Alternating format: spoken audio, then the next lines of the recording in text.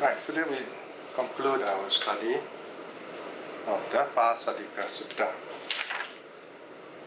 The Pasadika Sutta D29, we're on page 160 today of SD 40.6.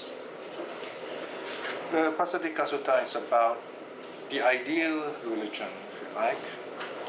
So it reflects a time when Buddhism has become a sort of established religion. So we're talking about a later period in the Buddha's ministry, in other words. This is a teaching on missiology, if you like. So the Buddha is addressing us today. How do you make Buddhism a very successful teaching, ideal religion? Now the problem with ideal things is that it's very hard for us to get it 100%. It's a goal that we head for, but it doesn't mean we should give the excuse that we're not good enough and look at the negative side. We should imagine ideals are like stars, as a famous writer, French writer put it. He says ideals are like stars. We may not reach them, but we can guide our lives by them. So the Dharma also is like that. What are the stars? The stars here may be Buddhahood, maybe Arahathood. We may not reach these levels in this life. It doesn't mean we should not be inspired by them. We should be guided by them. In other words, we can say this kind of high level of attainment and awakening, the highest level of attainment and awakening are possible. And of course, from Samyutta 25, the attainment of stream winning is something possible in this life itself. Once we know Buddhism, we at once have a chance to awaken, no more reborn in the four lower realms. That is provided we listen to the teachings of the Samyutta 25. In other words, habitually reflecting on impermanence. And if we do that, our minds are such that, we feel happier, safer, understanding impermanence. We're able to keep the precepts well. We're able to have loving kindness. So it's easier to meditate. And we have the suttas with us, so we can study the early suttas. So everything is there for us if we seek them. So in the sutta, the Buddha talks about different kinds of teachers and followers. So the Buddha says ideally we should have an elderly teacher, someone not only advanced in age, but also advanced in learning and experience, someone we can look up to. And then there are elder monks who can be good examples for others, especially the younger monks, the new monks.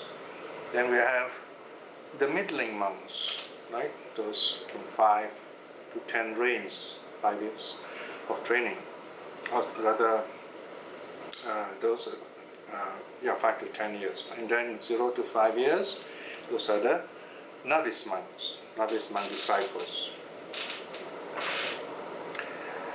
When we see the word disciple here, savaka, we can assume they actually refer to the saints, that they already attained some level of awakening, at least stream winning, if not arahat, if you like. As I said again here, the Buddha is talking about the ideal situation. Then you have the elder nun disciples, middling nun disciples, the novice nun disciples, all are great saints. This is a sort of echo of the highlight in the Mahaparinibbana Sutta also, where the Buddha declared that he won't pass away until the fourfold company are complete. You have monks, nuns, laymen, laywomen, who all have attained the 4 stages of sainthood. But here, this is a kind of more elaborate form of that teaching. Here, other kinds of disciples are also included. Who are those other disciples? The lay people. The white dress celibate laymen disciples. Again, the word disciple is there. The white dress celibate lay women disciples. And then the white dress householder laymen disciples, enjoyers of sensual pleasures. And then the last group, white dress householder lay women disciples, enjoyers of sensual pleasures. In other words, they keep the 5 precepts and they live a household life, just like most of us in the Buddhist community. Then the Buddha goes on to say, of course, this kind of Buddhism, this kind of sasana, this kind of Buddhist teaching must have the holy life. In other words, training for anyone who would like to further themselves. I mean, in other words, you must think of mission, you must think of teaching others, and you provide that systematic teaching to them. So that's called the attaining of the peak of gain, the peak of fame. You know? So,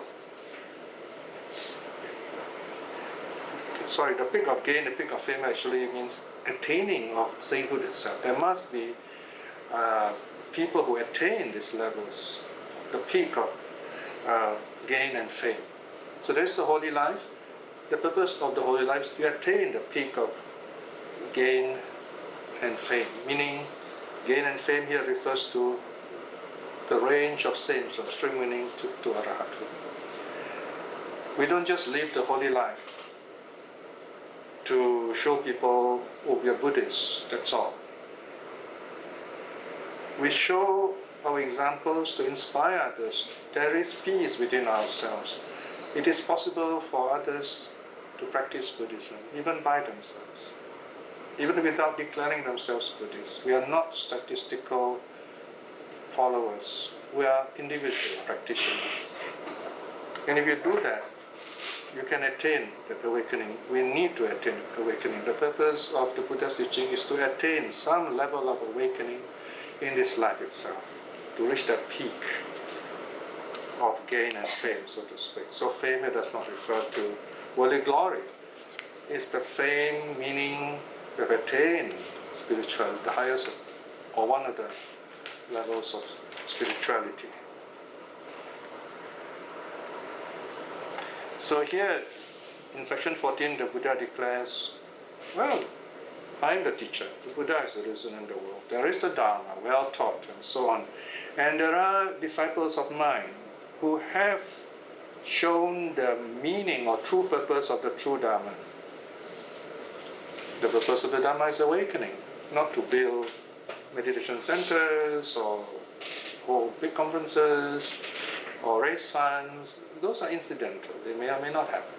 Lay people are supposed to do those things. Monks should not be worried about such things. Nuns should not be worried about such things. So the 3 jewels are there, in other words. And all the other kinds of disciples are there, right? The 3 kinds of monks, 3 kinds of nuns, the 2 kinds of lay people are there. And so the Buddha says the teaching is complete in that sense. Then the Buddha changes tack. Okay, there's something new here. He talks about Udakaramaputa. But before that, there's one more point. It's section 16.3 and 4. And this is very important to remember. The Buddha says that the teaching is now complete. There's nothing less, nothing more. The Buddha Dharma as we have it, nothing less, nothing more. In other words, there's nothing to add, nothing to minus. So in other words, it's important to keep the Buddha's teaching intact, not to dictate and change it and invent new teachings. Then you can have difficulties. You're watering down the medicine. You're adulterating the medicine. So it won't work. You might even become poisonous. So the Dharma, the Buddha Dharma must be taken as it is, especially in the early texts. It is people, human weaknesses, great head illusion, that we try to change things to fit ourselves. We should not be changing the Dharma, because the Dharma is change itself, so to speak. We should be changing ourselves. Don't change Buddhism, change yourself. Then the Buddha goes on to this, he quotes Buddha Karamaputta. And he mentioned Buddha Karamaputta because this was the last teacher in Buddha Karmas that he went to before he awakens. I suppose one reason why he mentioned this teacher is because some people may have the wrong idea that the Buddha actually is a pupil of Buddha Karamaputta. So he is simply carrying on this ancient Brahmanical tradition, ancient Vedic or some non-Buddhist tradition, which Buddha Karamaputta taught him, so to speak. But there are at least two suttas. There's another sutta, Buddha Karamaputta Sutta, or Buddhaka Sutta, where the Buddha actually says Buddhaka is not really wise. It's not even awakened. Remember, Buddhaka is the son of Ramaputta. And Ramaputta is in some sense wiser. So here, the Buddha says, he says this, Ramaputta, or rather Buddhaka, made this remark, like a riddle. Okay? Looking once is not. Seeing what does one not see? And his answer, Buddhaka's answer is that it's of a well-sharpened razor. One sees its blade, the surface, but not its edge. Okay, so that's the riddle. It's no big deal there. So what does it mean? So the Buddha is saying that's not the real answer anyway, as far as riddles go. He says that this is a rather very worldly way of talking, not very helpful. It's almost philosophical, if you like.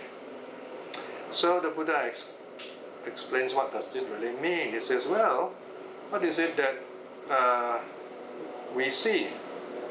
What is it that we do not see, right? So his answer is given section 16.10 onwards, 16.11 onwards. Now, seeing what once is not.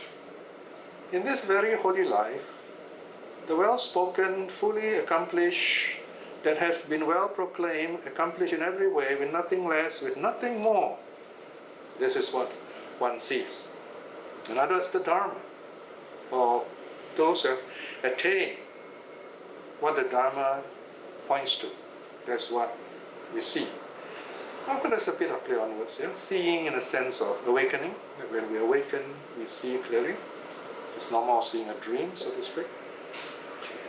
Then there is nothing that needs to be removed so that it will be more pure. This is what one sees not.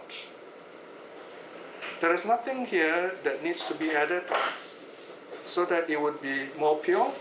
And this is what one sees not. It means there's nothing to add. The Buddha Dharma is complete and perfect in itself. Okay? Okay, so now at this point you find it's like the first part has ended, and we come to near the conclusion, where the Buddha defines what exactly is this his teaching. What are the various what do you call points of teaching? So this is in section 17. Okay, section 17 is on page 165. Now, in this section, you see what are called the 7 sets. Okay, in every religious teaching, you have a kind of a canon, if you like, a kind of a set of teachings. For example, you may ask, what are the essential teachings of Buddhism? So these are the ones. Okay, you can find in section 17.8, page 165, and these are the 4 focuses of mindfulness, the 4 right efforts, the 4 paths of spiritual power, the 5 spiritual faculties, the 5 spiritual powers, and the 7 awakening factors, and the Noble Eightfold Path. Okay, so if you add all this up, the 7 sets, you get the 37 awakening, the limbs of awakening, if you like. So this is the secret of how Buddhism became successful as a world religion. There's a set of teachings, and these teachings, there are different approaches to the mind, if you like, and they're very clearly stated, right? And if you can take any one of these 7 sets, you can take any one of them, you can start there, and they're kind of they're interconnected. Right? And they are all talking about the mind. Okay? So here again, what the Buddha is telling us is, number one, you have to know what are the Buddhist tenets, what are the Buddhist teachings if you want to really benefit from Buddhism. And number two, you have to practice them. I mean, they're not just for listening, for talking about. And of course, in the ancient India, you might say even today among the religious people, reciting, chanting is a very important way of learning. It's not so much through books or writing. So in other words, the monks are supposed to, or even Buddhists like us, are supposed to recite these teachings regularly so that we remember them. That's the first level of learning. And the second level of learning is thinking about them, reflecting on them, discussing them, in other words.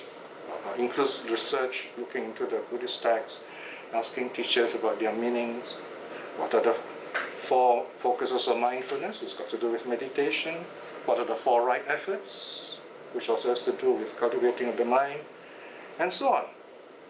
And then, of course, you put them into practice, because the aim of all this, these are like manuals, these are like pointers towards mental cultivation. So this is the set of teachings. So we know, as I said in the first talk, this list shows us that Buddhism, we're talking about the Buddhism of the second period in the Buddha's ministry, when Buddhism was well established as a teaching in India in the Buddha's time, and the list of teachings given to us. So this is where, this is what is handed down to us as a legacy, if you like. And these are the things that we need to learn, or at least part of this. And then the Buddha goes on to talk about what we today call hermeneutics. In other words, how to discuss things so that we clarify things. What if you have problems, you don't understand certain teachings? Some teachings may be difficult. How do you explain them? How do you explicate them? So that's the next section. Here, the Buddha talks about, you have to know 2 aspects, the meaning and the text. Yeah? The word and the letter, the spirit and the letter. So both must be understood, and not to quarrel over them. So here in section 19, the whole section of the Buddha is talking about, if we agree on if we disagree on any aspect of the teaching, don't quarrel. Just listen, discuss, try to understand what is it that you don't agree with, and then discuss on those aspects on which we can agree. So this idea of dialogue is a very important aspect in the Buddha's teaching. So not to quarrel over them, in other words. All right? So we're nearing the end of the teaching now, where the Buddha goes on to talk about the purpose of the spiritual life, purpose of being a monk, purpose of being a nun, in other words. This is especially addressed to the monks and the nuns, even especially of today. As a monk or as a nun, they have the 4 supports.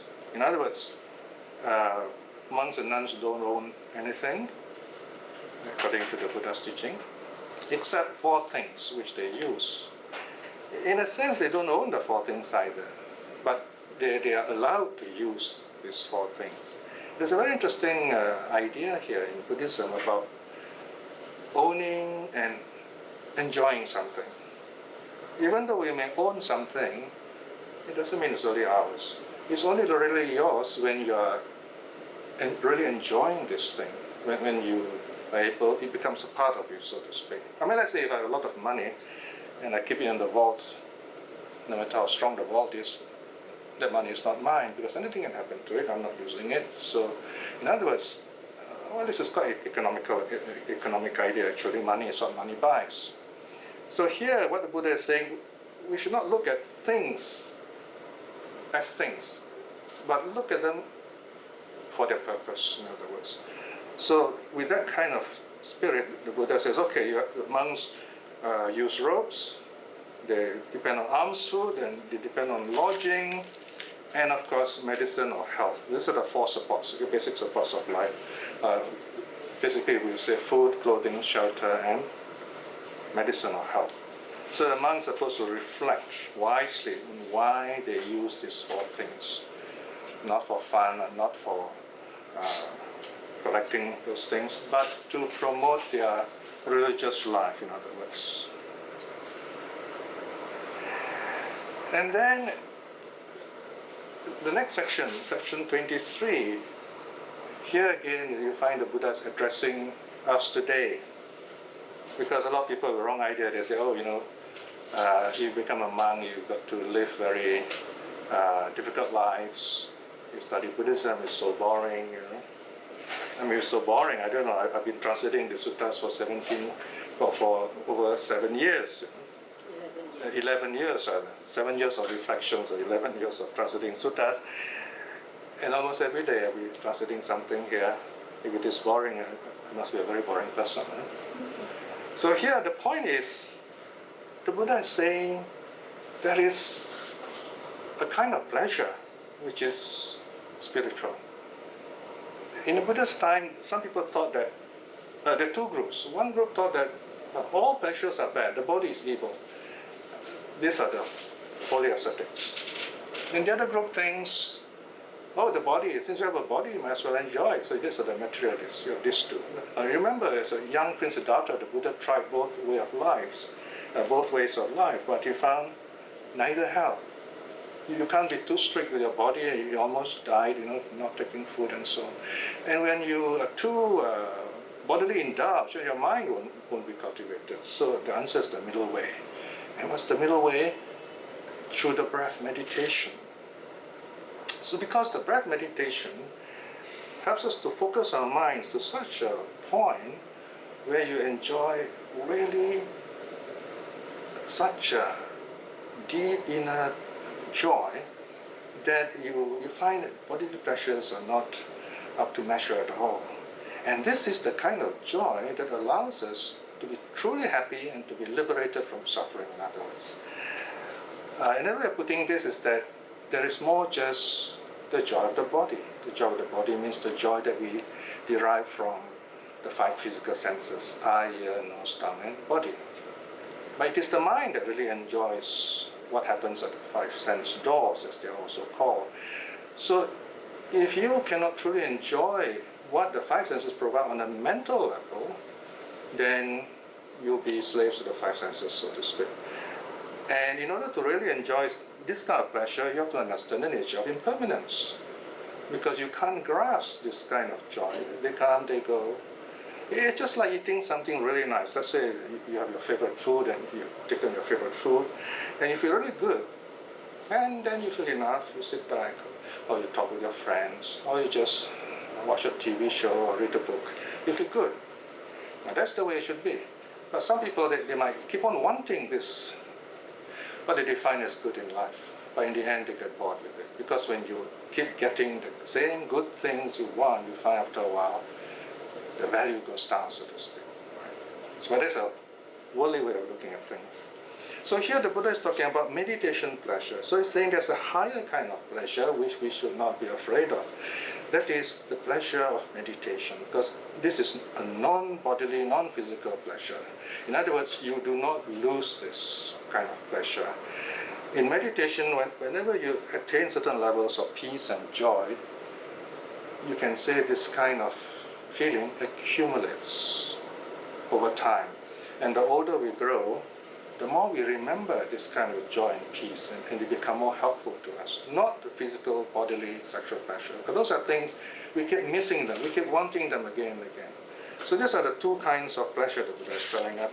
And it's the second one, the pleasures of meditation, that the Buddha is encouraging us to pursue, because this second kind of pleasure is the one that actually brings us to awakening, brings us to be free from suffering.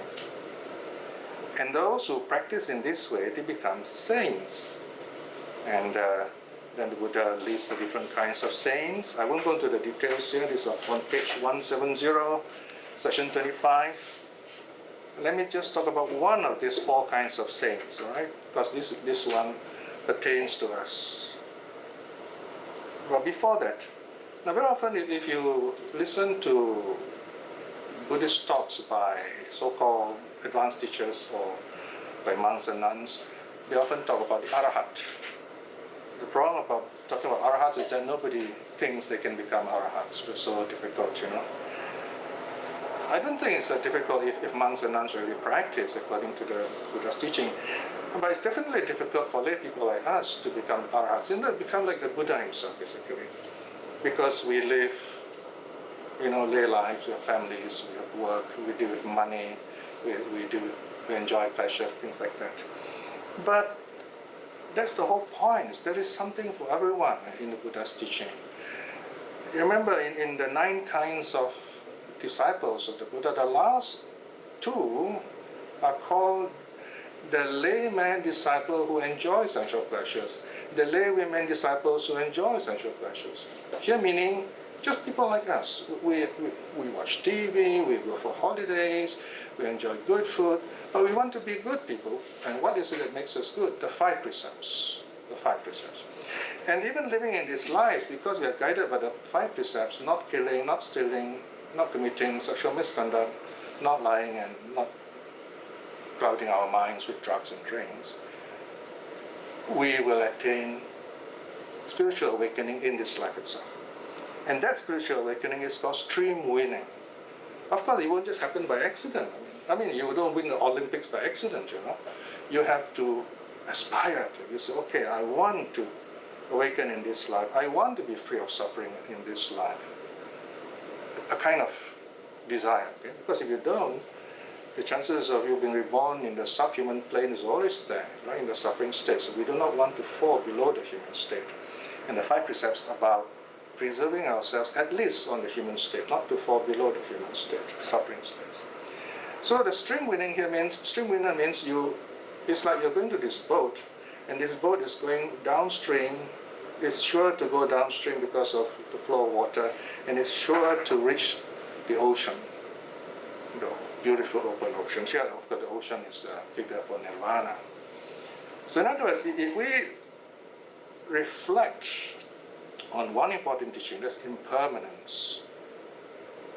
According to Samyutta chapter 25, we are guaranteed of awakening. And a lot of people miss this. So this is where the most important meditation or mindfulness practice we should do as lay people, even as monks you might say, and nuns too, is to constantly, habitually reflect on impermanence. That's the key teaching. You might even call it the secret teaching if you like, because most of us don't hear much of this in the public talks. But there it is in chapter 25 of the Samyutta Nikaya, 10 suttas which tell us using different objects of your choice. For example, you can reflect on your 5 physical senses as being impermanent, and you do that regularly. What happens when you do that? If you constantly reflect on impermanence, whatever happens, you tell yourself it's impermanent. If something bad happens, you say, well, it will pass, it's impermanent. When something good happens, you also say, this will pass. You have loved ones, you say, well, even my loved ones will not last forever, so let me treasure them more. So the value of impermanence is there. But the greatest value impermanence gives us is awakening in this life. So you can see here, in other words, the Buddha's teaching is consistent in terms of, if you practice the teaching, that's the goal. That's awakening is the goal. And this teaching is unshakable. In other words, if you practice it, this is what you'll get in this life itself. And okay, there's a technical point towards the end here where the Buddha talks about the Arahat, the highest saint. The highest saint is not capable of doing 9 things. This is the ideal saint, if you like. It's on page 171. section 26.6, no? Should be a point there. The highest saint in Buddhism is incapable of taking life. Incapable of, in other words, he won't kill. Let me simplify it. He won't steal, he won't commit sexual misconduct, he won't speak falsehood. Okay, it's quite familiar. These are the first 4 of the 5 precepts, right? Then number 5, a monk or a practitioner, a saint, with mental influxes destroyed, that is the arhat, in other words, is incapable of enjoying sensual pleasures from what he has stored up, just as he has done before as a householder. So this monk or nun who is totally awakened, he will never behave like a layperson. He will never keep things. He has no bank account, no cars, etc. No? Then number 6, this saint is incapable of what are called the 4 biases. The last 4 are called the 4 biases. The 4 biases, we commit evil because we are biased in 4 ways. Through greed, hatred, delusion, and fear. Okay? Greed, hatred, delusion, of course, are the 3 unwholesome roots. And the 4th is fear. And very often we do things or don't do things out of fear, but not the arhat, the great saint. Now the stream winner is the first stage saint, not yet arhat. Someone just like us. I mean, he would look just like any of us here, but we definitely would not break the 5 precepts. I don't think any one of us here, would kill if you're offered a lot of money. Let's hope not, anyway. So, in other words, once you understand this teaching of impermanence, you're wise enough to know the value of life, the value of the person, and so on. So, you will never be troubled by at least the last 4, the greed, hate, delusion, and fear. And then there's a bit of how to answer questions, and this is about what we call polemics and so on. So, and also the knowledge of the Buddha. Does he know about the past, about the future, and so on? So here, I'm going to just summarize these points because they're quite technical. The Buddha says, well, I can recall the past as far back as I need to, but I'll only teach what is helpful to the spiritual purpose. In other words, Buddhism is not for philosophical argumentation and just chit-chat. Whatever the Buddha teaches, the purpose is for awakening. So if he does tell something about the past, it is to inspire us, is to help us practice so that we're happy in this life and then we awaken in due course. So he will teach such things, this is 28.10, at the right time, and it will be the truth, and he speaks on the meaning, purpose, or goal of life, and he speaks what is the Dharma, the true teaching. What is the Vinaya? The discipline we need to keep. So these are the 5 aspects of the teaching, if you like. So here, the Buddha is someone who says, whatever I speak, I will do, whatever I do, so I speak. So his actions and his wisdom, they complement and reflect each other. So this is a very important teaching. In some religions, you see there's this disparity, there is this gap between teacher and follower, right? The teacher is like this great figure, you can never be God, for example. But in the case of the Buddha, what he says, he does, what he does, he says. So if you are to practice, your liberation, your awakening will be just like the Buddha's awakening. You may not be Buddha, because the Buddha, I mean, it's like, let's say, a professor, and the other graduates, they're just normal graduates. So not everybody can be a professor. You just need one professor in the department or in the faculty, perhaps, or in a particular course. So, but it's good enough to have one professor, or good enough to have one captain in the ship. So that's the idea. Because the Buddha spent many lives, countless lives, going through all kinds of suffering. I mean, to put it a bit in light way, you can say the Buddha is like a PhD guy in suffering. He's gone through the most suffering, can tell you anything you want to know about suffering, and you need not go through the suffering yourself anymore. So in that sense, we are very fortunate too. So We're coming to the end now. And then towards the end, the Buddha says, why is the Buddha called the Tathagata? In other words, thus come. He's called because he understands the teaching and he teaches it the way he understands it, and the teaching reflects it. Now, then we come to page 174. The Buddha says there are certain questions the Buddha will not deal with. You find in Buddhism, we don't talk about the God idea, for example. We don't stress heaven, for example. Yeah? So the Buddha says there's no point discussing, for example, the state of a saint after death. What happens when the Buddha dies? Does he exist? Does he not exist? Now these two are also the same dichotomy or same twin ideas which the Greek philosophers have, Aristotle's ideas, if you like. But in Indian philosophy, they talk of four possibilities. Not just is and is not, but also both is and is not, neither is nor is not. This has been discussed elsewhere. It's very philosophical, so I'm not going to go into them anymore. The Buddha is saying, don't think about such things. They're not very helpful. Well, these are purely philosophical ideas. You can discuss them, yes, but they're not going to help you in your meditation. Indeed, you're going to have a lot of problems meditating if you think about these kind of things. And then, so what has the Buddha taught? What is useful to us? The Four Noble Truths. Why the Four Noble Truths? Because the Four Noble Truths is the basic problem-solving paradigm. Four things, right? No. First Noble Truth is defining the problem. There is a problem, right? Define the problem your own way, right? We call it suffering. Then this problem doesn't arise just like that. There must be conditions that cause it to arise. There is never one condition. There are many conditions causing a problem to arise. We can talk a lot about this. In other words, there's no one to be blamed. You've got to look at the conditions. What brought about this problem? And number three is the solution. Since there's a problem, there is a solution. It won't be called a problem if it doesn't have a solution. Then the last one is to actually act on it. So these are the four basic problem-solving paradigms, if you like. Yeah? So the next session talks about the past, the future, in some more details.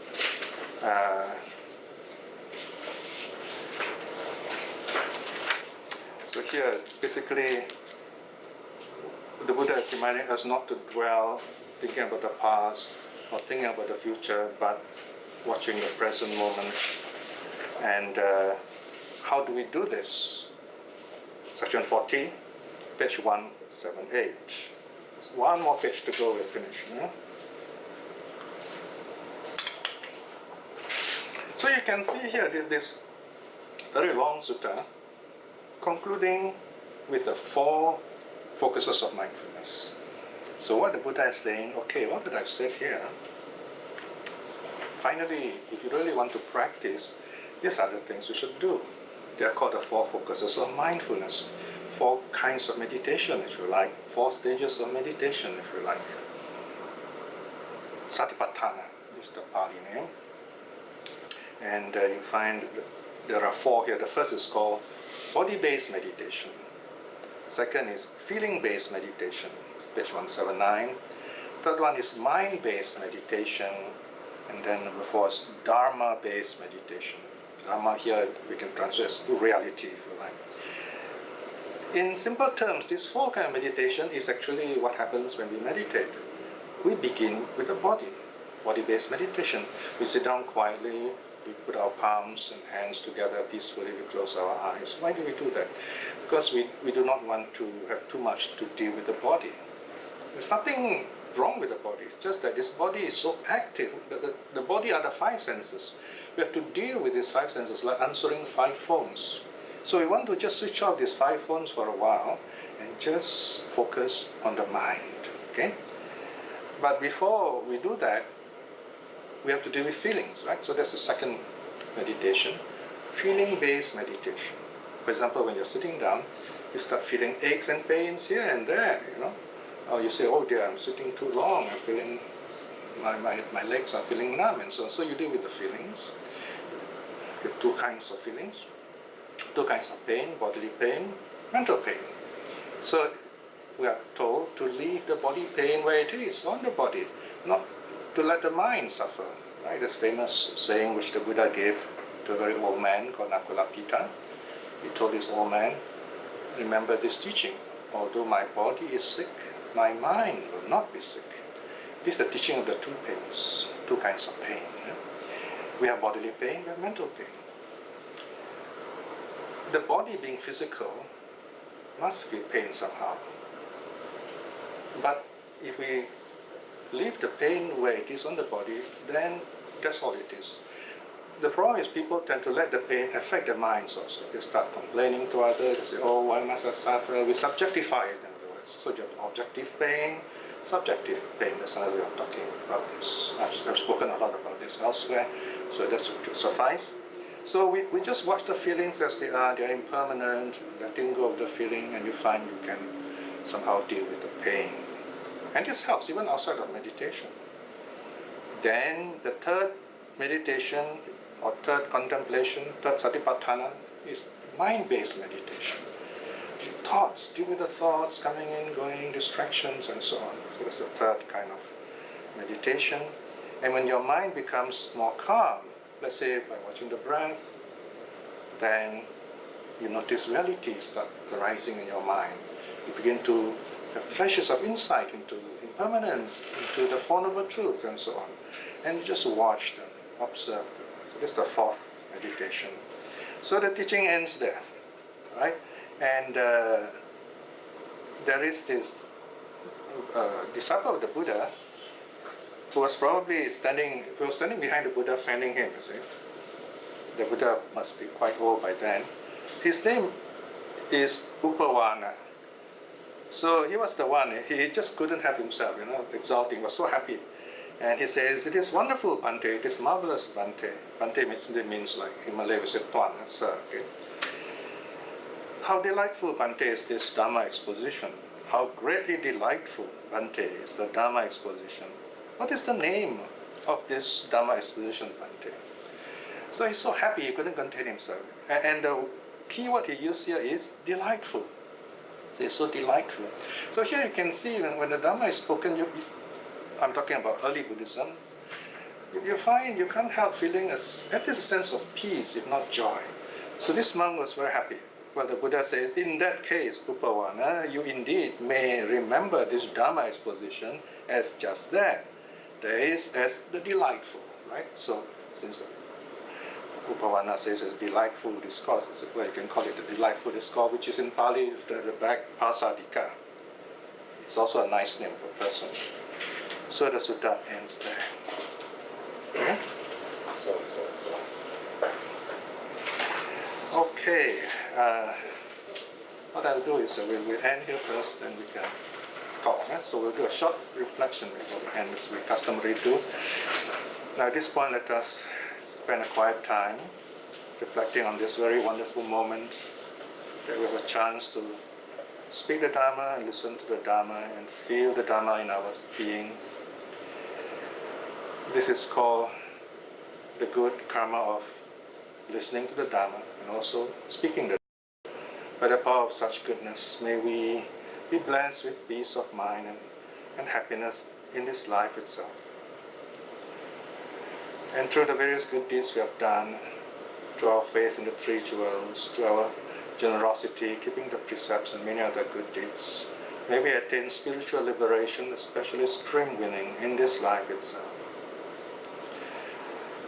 In this moment of peace, let us send out our loving kindness to all our teachers and our loved ones. May they be well, may they be happy. And also to those whom the Dhamma have not touched, that they may see the Dhamma and be filled with joy and wisdom in due course. May all beings be well and happy. Sadhu, sadhu, sadhu.